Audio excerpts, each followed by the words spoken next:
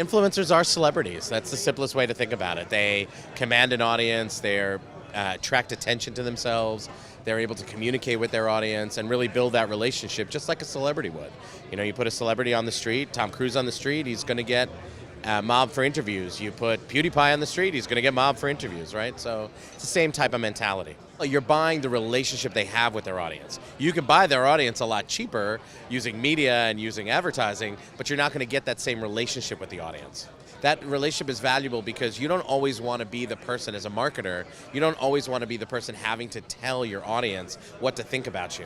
It's like that old third-party reference. Would you rather hear from a brand that their product is better, or would you rather hear from your best friend that their product is better?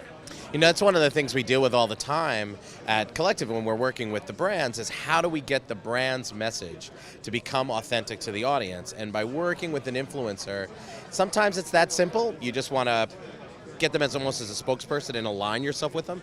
Other times it's all about how do you take that brand message and put it in the vernacular, in the voice and the tone of the audience. And in the cases when we work with, our creators represent the audience and the needs of the audience. And so when we sit with a brand, we have to convince them that this is what the audience wants to hear. We let the creator's voice say that.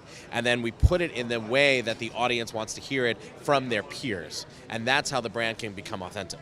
When we get to work directly with brands, it's a whole they understand that. They understand that they sometimes have trouble speaking to the audience and getting the audience to really truly appreciate who they are. It's working with the advertising agencies and their creative teams. That's where a lot of the challenges lie, because of the way the current structure is set up with the ad agency world is they want to own the creative, they want to own the direction. And when you're working with a creator that has that direct relationship with their audience, you have to work within their creative world. And you have to figure out how to translate what the brand wants to say into that world and allow the creator to do it in their style.